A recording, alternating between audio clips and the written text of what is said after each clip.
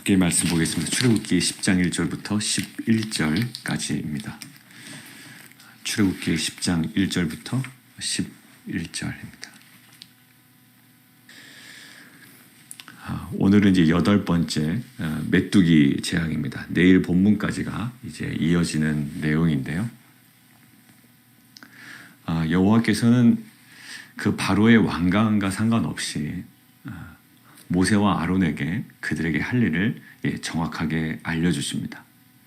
그러니까 모세와 아론의 순종에도 불구하고 바로는 계속 완강해집니다. 그런데 하나님께서는 그리고 모세와 아론을 통해서 그것이 전혀 이상한 것이 아님을, 그리고 그것 때문에 이 모든 출애굽에 방해받지 않을 것임을 정확하게 알려주십니다.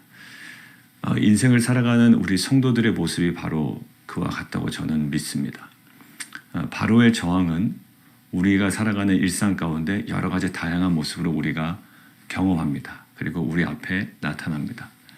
그때 우리가 가져야 되는 확신이 무엇일까요?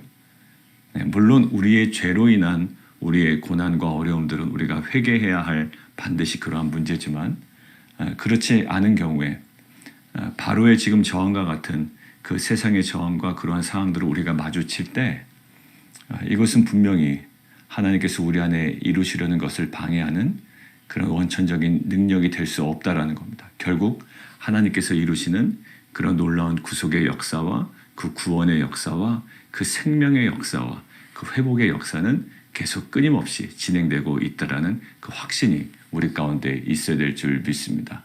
제가 어느 시점 이후부터 모세와 아론이 이 바로의 저항에 스트레스를 받지 않는다라고 그랬죠. 예, 맞습니다. 모세와 아론도요, 바로의 끈질긴 저항이 있지만 그것에 대해서 별로 개의치 않습니다. 오늘도 마찬가지예요.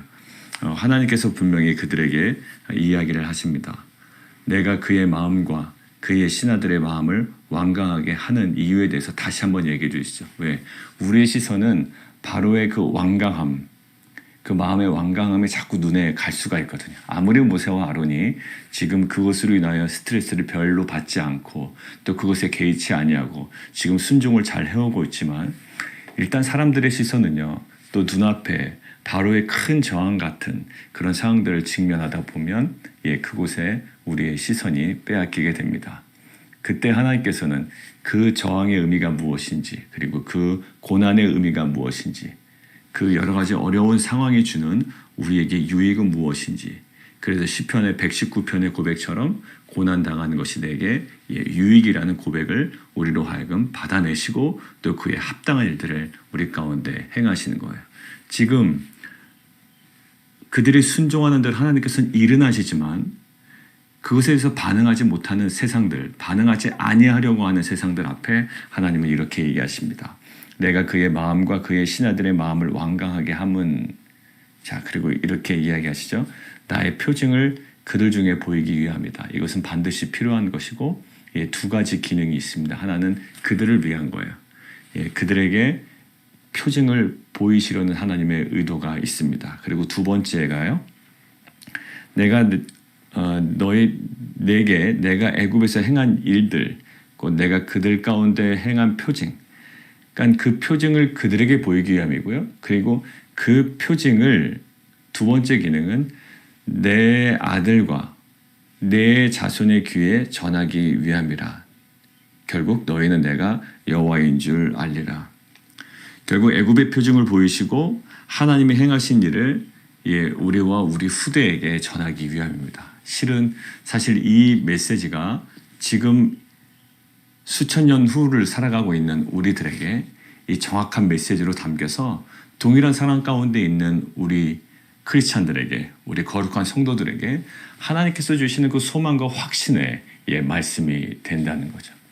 사랑하는 성도 여러분들, 오늘 우리가 당하는, 또 우리를 향하여 뭔가 저항하고 또 유혹하고 계속적으로 도전하는 그 세상 앞에 하나님께서 분명히 하나님의 거룩한 열심으로 인하여 그 세상 가운데 행하시는 일들이 분명히 있을 거고요. 또 이것을 통하여 우리들과 우리 자손들과 이 전 세계 크리스찬들에게 또 성도들에게 하나님께서 분명히 전하기 위한 메시지가 있는 줄 믿습니다. 우리는 하나님의 그 살아계신 말씀, 하나님 그 살아계신 그 섭리, 그 계획들에 눈을 뜨고 또 그 소식들을 전하는 자로 부름받은 자인 줄 믿습니다. 여러 가지 환경이 있지만 하나님께서 작정하시고 우리 가운데 행하신 것들을 믿음으로 바라보고 또 그것들을 확신과 소망 가운데 또 전하해 나가는 귀한 공동체가 되기를 원합니다. 우리가 주일 본문에서도 봤듯이 정말 그들의 실수 때문에 어쩔 수 없이 나가야 되는 전쟁이지만 그리고 기브온을 향한 전쟁이었지만 그러나 하나님께서 그 전쟁이 일어나자마자 뭐 기다렸다는 듯이 작정하셨다는 듯이 칼로 이스라엘 백성이 칼로 죽인 자보다 하나님께서 우박으로 죽인 자가 더 많을 정도로 하나님께서 더 재빠르게 더 급하게 더 열정적으로 열렬히 그 전투에 참여하시잖아요. 이게 굉장히 역전 영상이 벌어진 거 아닙니까? 그들이 어쩔 수 없이 전쟁을 참여해야 되는 상황이었지만 하나님은 어쩔 수 없는 상황이었다는 걸 전혀 인식하지 아니하시고 그렇게 받아들이지 아니하시고 오히려 하나님께서 더 열심히 더 맹렬하게 싸우신다고요. 그래서 결국에는 기브온을 위한 전쟁이 아니라 이스라엘 백성을 위한 전쟁이었음을 나중에 드러내시죠. 실은 설교 때도 말씀드렸지만 지나고 봐야 우리는 알 수 있습니다. 모든 것들을 클리어하게 알 수 있을 때는 정말 마지막에 그 하나님 나라에 갔을 때 그리고 주님 재림하실 때가 더 명확한 성취겠지만 우리는 반드시 이루어질 그러한 미래적 소망, 지금도 보면 결국 출애굽은 일어날 겁니다. 반드시 일어날 그 미래적 소망, 말씀에 근거한 하나님의 섭리에 근거한 하나님의 계획에 근거한 미래적 소망에 우리가 이 현실의 모든 것들을 정말 능히 넉넉하게 감당해내는 귀한 공동체 되기를 원합니다. 그리고 모세와 아론의 흔들리지 않은 그 모습들, 물론 나중에 가면 백성들과의 관계에 있어서 어려움이 있고 또 출애굽기 32장에 여러 가지 우상 숭배하는 내용들이 있지만 그럼에도 불구하고 이 흔들리지 않은 이 모습 그리고 하나님께서 허락하신 이 사명에 온전히 집중하는 모습, 이것이 오늘을 살아가는 우리 성도들에게 보여주신 하나님의 정말 거룩한 모습인 줄 믿습니다. 자, 그래서 메시지는 동일합니다. 메시지는 동일해요. 너 왜 하나님 앞에 겸비하지 아니하느냐라는 거예요. 자, 3절 보세요. 내가 어느 때까지 내 앞에 겸비하지 아니하겠느냐. 내 백성을 보내라. 그들이 나를 섬길 것이라. 바로의 그 겸비함은 무엇으로 드러나야 될까요? 바로의 겸비함은 반드시 이 이스라엘 백성들을 보내는 행위로 드러나야 됩니다. 아무리 내가 스스로 하나님 앞에 겸비했습니다 라고 하지만 우리에게 사실 구체적인 행동과 결단이 있어야 돼요. 바로의 제일 문제는 뭐였을까요? 그에게 힘이 없었던 것도 아닙니다. 그에게 재물이 없었던 것도 아닐 거예요. 그의 주변에 사람이 없었던 것도 아닙니다. 신하들이 막 나타나서요. 조언도 많이 합니다. 그죠? 오늘 모습 보면. 바로에게 가장 부족했던 것이 무엇일까요? 굉장히 단순하지만 결단이에요. 뭔가 이전에도 마음이 움직이는 것들을 볼 수 있습니다. 보내겠다라고 하지만 다시 돌이켜서 안 된다고 얘기하고요.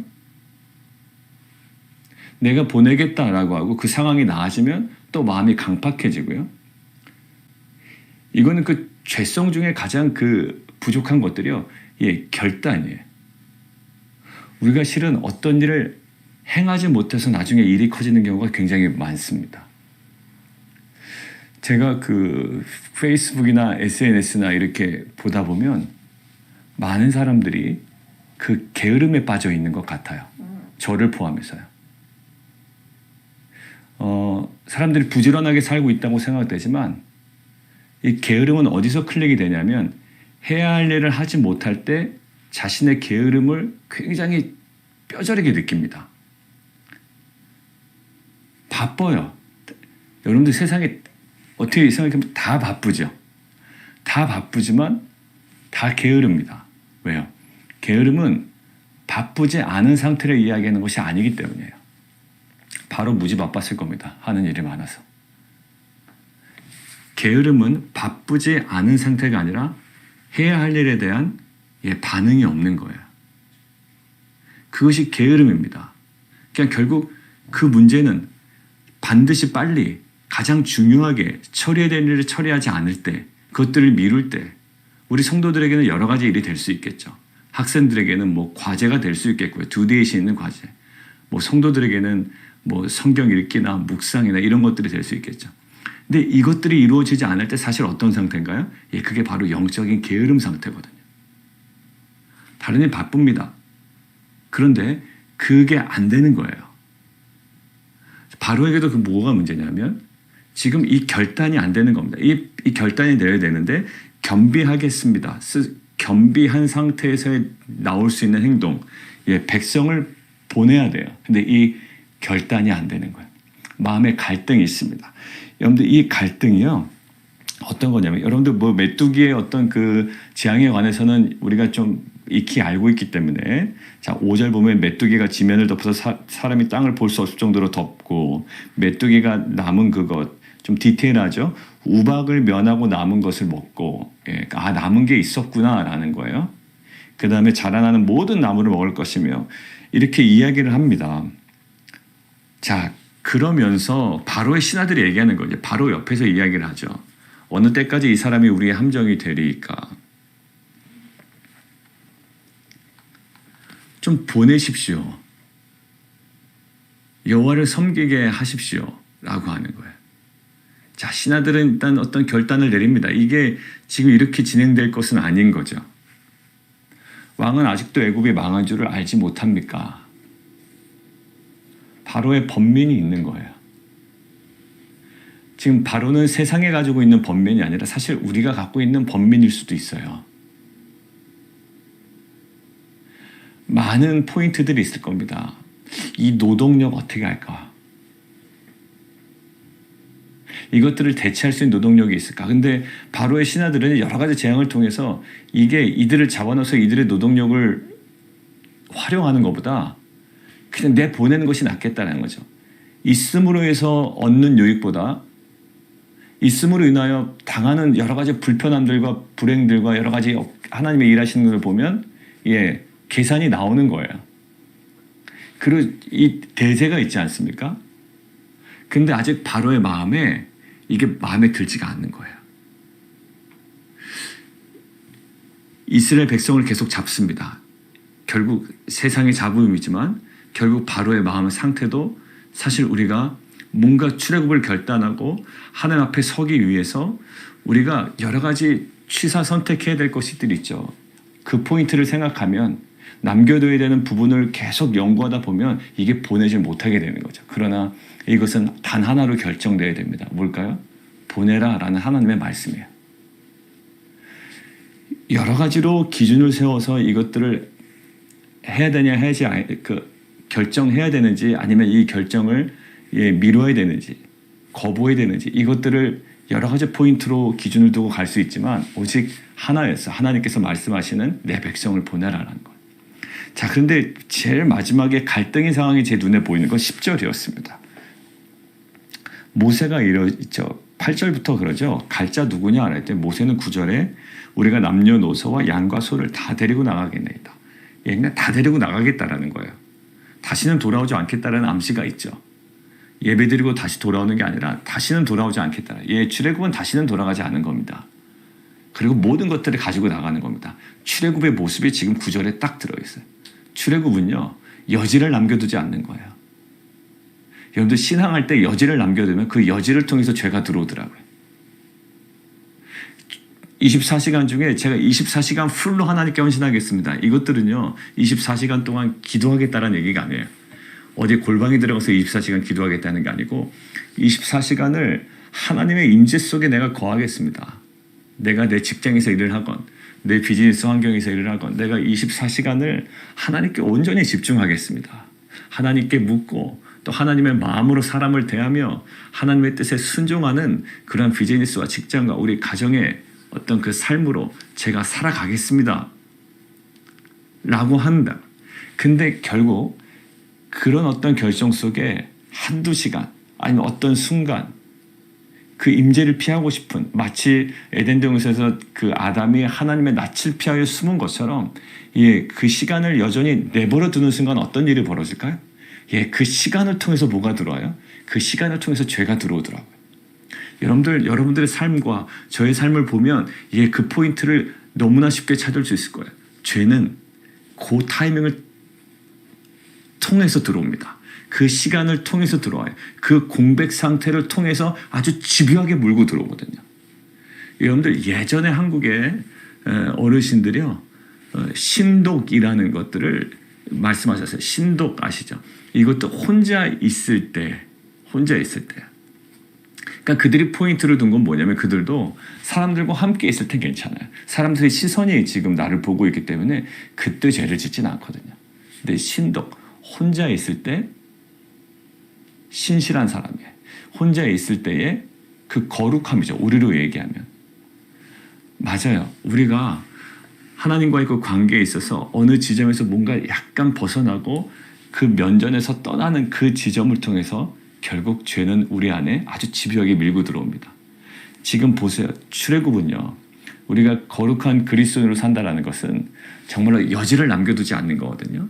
예, 남녀노소 양과 소를 다 가져갑니다. 근데 지금 10절 이렇게 얘기합니다. 자, 여러분들 10절과 11절 이상하지 않으셨어요? 저는 되게 이상하던데요.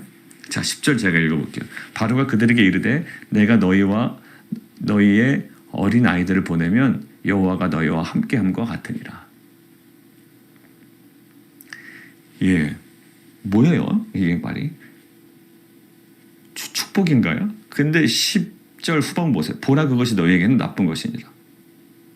하나님께서 너와 함께 계시다.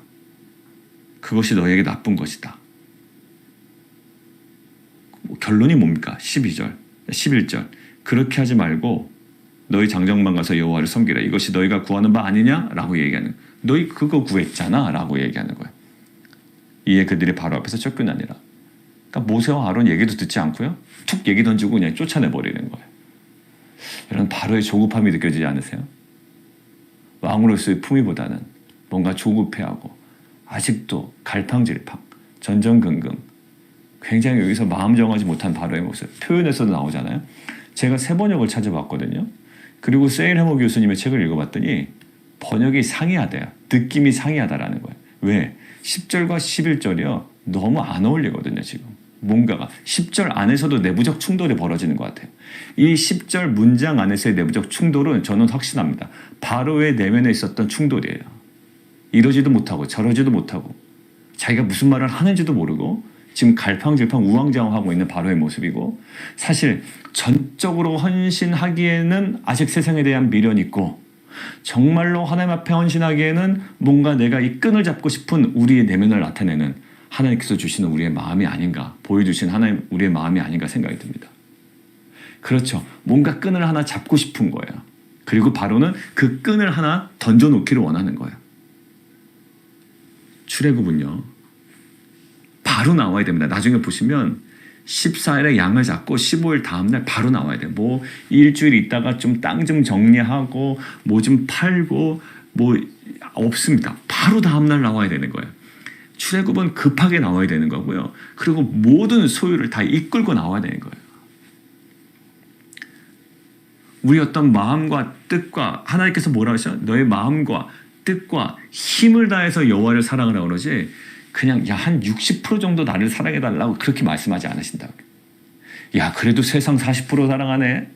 나를 그래도 한 60% 65% 사랑하는구나. 야 너 참 잘했다 라고 하나님께서 얘기하실래 만무합니다. 야 너 요 정도 한 80% 올라갔더라.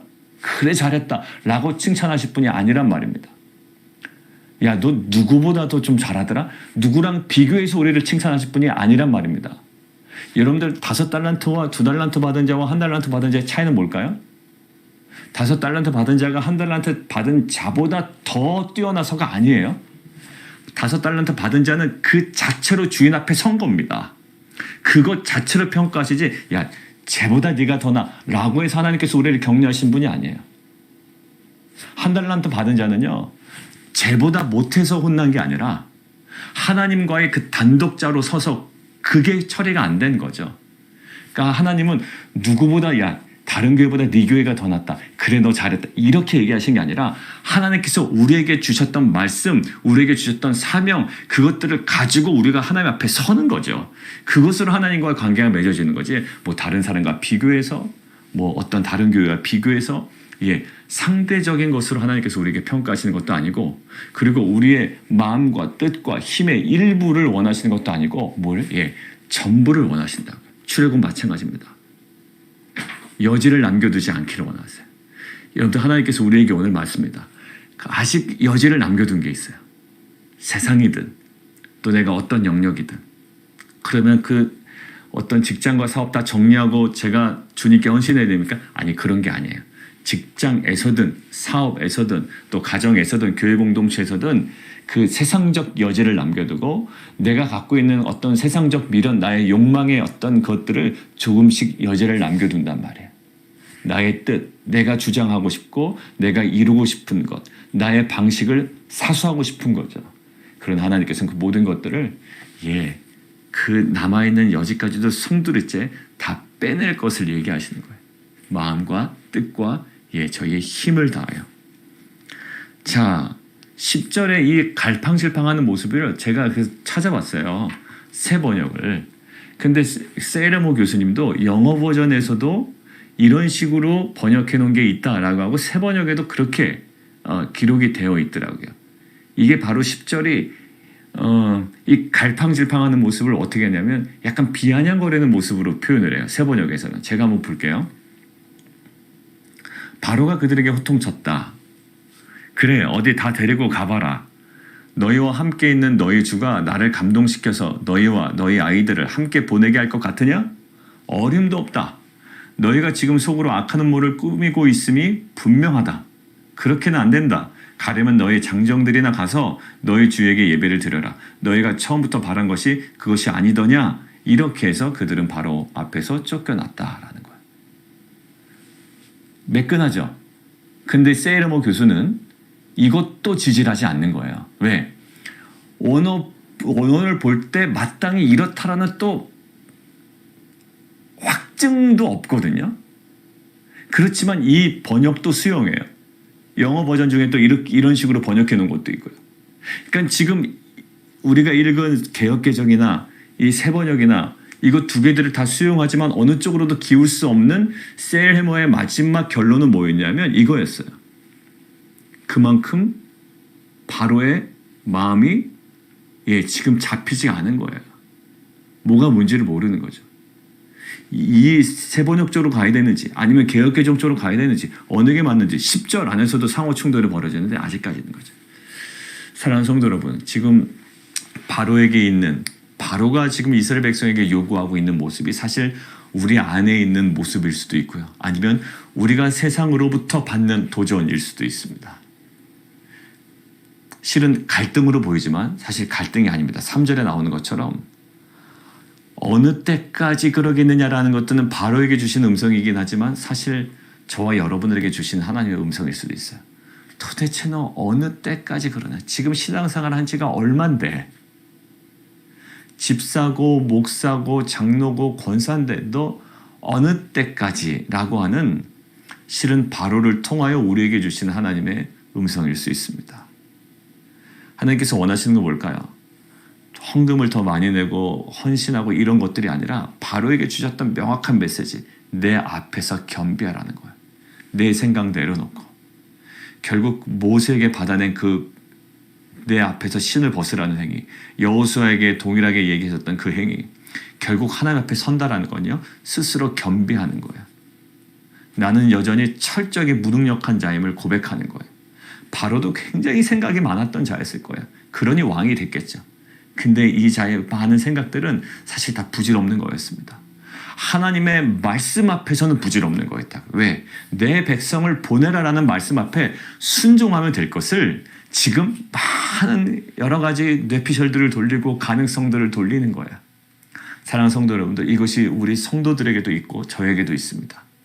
여러분들, 우리가 정말 신앙에 실패하는 이유는 많은 것들을 하지 못해서가 아니라 가장 중요하고 소중한 것, 말씀 앞에 순종하지 못해서 벌어진 것임을 우리는 너무나도 알고 있지만 다시금 그 자리로 돌아가지 못하는 우리의 연약함이 있습니다. 오늘 우리가 이렇게 좀 고백하며 결단했으면 좋겠습니다. 주님, 이 바로의 번민이 사실 우리의 번민이었습니다.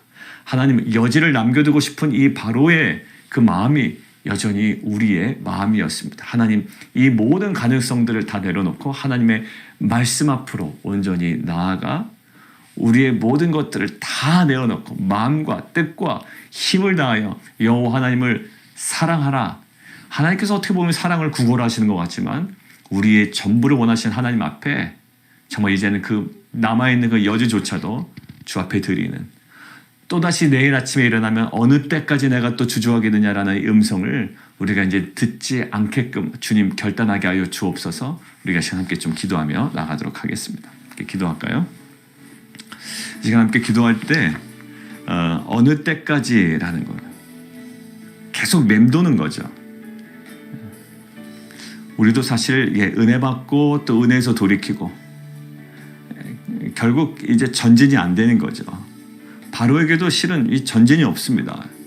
마지막 이제 끝날 지점은 나올 거예요. 그러나 계속 그 안에서 맴돌고 있습니다. 주저하고 있고요. 여전히 안에는 정말 그 번민이 계속 일어나고 있습니다. 주님, 이 모든 것들을 해결하기 위한 건 뭘까요? 상황이 바뀌진 않아요. 결국 하나님 말씀 앞에 내가 겸비하고 순종함으로 나아갈 때 그 모든 우리가 번민했던 것들이 정말 하나님께서 이것들을 명확하게 한 길로 보여주실 겁니다. 왜냐하면 그 길에 진정한 우리의 인생에 분명한 길이 있기 때문에. 마찬가지잖아요. 기본의 전쟁에 나가는 것들이 여러 가지 가능성, 또 후회, 자책, 또 전쟁을 나감을 통해 그들이 당할 수 있는 여러 가지 어려움. 그러나 정말 하나님께서 이것들을 모든 것들 다 해결해 나가시고 가장 선한 것을 우리에게 공급하셨던 것처럼 우리가 하나님 말씀에 대한 신뢰로 나가기를 원합니다. 우리가 가지고 있었던 여러 가지 번민보다 하나님 말씀에 대한 확신과 또한 신뢰로 나아가는 귀한 공동체 되게 도와주옵소서. 우리 함께 기도하며 나가도록 하겠습니다. 우리 함께 좀 다시 기도할까요? 어느 때까지 머뭇거리느냐라는 그 메시지가 마지막에 우리에게 이제 강하게 왔습니다. 머뭇거리는 이유가 뭘까요? 하나님의 말씀이 아닌 것 같아서가 아닙니다. 보통 우리가 머뭇거리는 이유는요, 하나님 말씀인데도 머뭇거리는 이유는 되게 불편하기 때문이고요, 내가 피하고 싶고요, 너무 힘들 것을 또 미리 짐작하고 예상하는 거죠. 사실 여전히 우리가 많이 살아있는 겁니다. 내가 많이 살아있으면 살아있을수록 우리 안에 정말 주님을 향한 온전한 헌신이 나오지 않는 것 같아요. 그러니까 교회 일을 많이 하라고 말씀드리는 거 아닙니다. 이것은 단순히 교회 일이 아니고요, 여러분들의 그 직장이든 비즈니스든 여러분들의 삶의 모든 영역을 말씀드리는 거예요. 우리가 잘못된 어떤 상처나 사고방식이 있어서 교회의 헌신 쪽으로만 자꾸 생각하시는데 그게 아니라 여러분들 교회에 오는 시간과 교회에 헌신하는 시간과 더 비례해서 중요한 것은 여러분들 일상 가운데 살아가는 삶 가운데 하나님의 주권을 드러내는 일이거든요. 하나님께 통치하심을 드러내는 일이라고요. 그곳에 하나님의 나라를 또한 세워나가는 것도 굉장히 중요한 일이에요. 그러니까 아직까지도 그 앞에서 머뭇머뭇거리고 있는 우리의 모습을 통해서 정말 이제는 우리 앞에 정말 중요한 결단을 원하시는 것 같습니다. 왜냐하면 출애굽기 다 지나갔는데 결단하지 못하면 이거 애매하게 끝나버리면 아무 의미가 없잖아요. 이스라엘 민족은 출애굽했는데 우리가 여전히 그 애굽에 머물러 있으면 이게 무슨 소용이 있겠습니까? 그러니까 지금 8번째 재앙을 통해서 계속 오는데 하나님께서 우리에게 분명하게 굉장히 구체적으로 말씀하시는 것들을 우리가 좀 찾아가고 발견해내며 그 안에서의 분명한 출애굽을 우리가 정말 이루어내는, 또 그 출애굽을 이루실 하나님을 저희가 확신 가운데 소망 가운데 나아가는 공동체가 되었으면 좋겠어요. 우리 함께 다시 한번 기도하며 나아갈까요? 기도하겠습니다.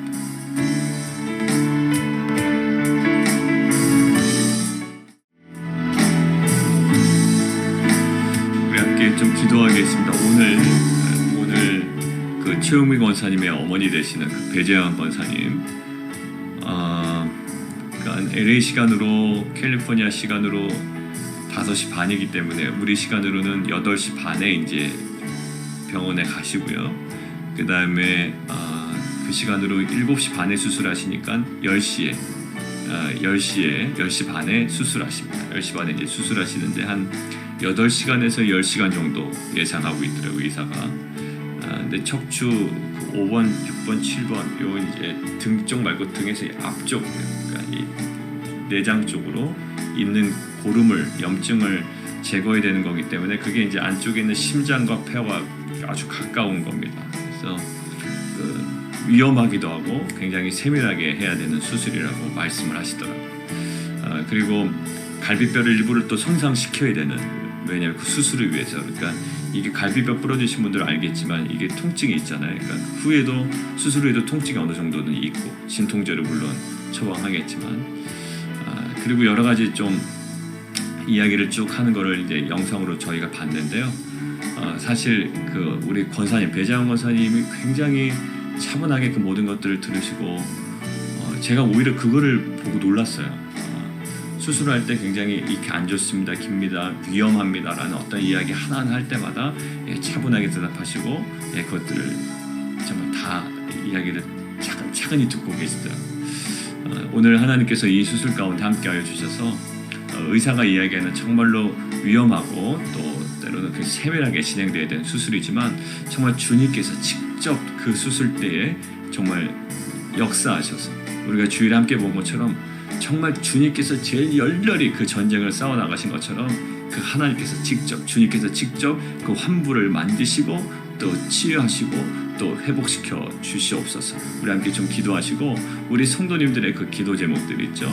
우리 가족들을 위해서 우리 강병태 장로님 또 우리 장명희 집사님 아버님 위해서도 계속 기도해 주시고 우리 저스틴, 르네 우리 계속 그 질병을 위해서 우리 기도하는 우리 모든 성도들 또 많은 기도 제목들 그리고 우리 이종호 선교사님 이제 금주에 또 25차 항암이고 또 저희 형님들 저희 형님 위해서 또 이현수 목사님 우리가 기도의 제목이 참 많죠. 우리가 그 기도 제목들 우리가 9시마다 계속 기도하고 있지만 우리가 성도들 또 특별히 오늘 배재환 권사님 위해서 우리 함께 좀 기도하며 나아가도록 하겠습니다. 기도하겠습니다.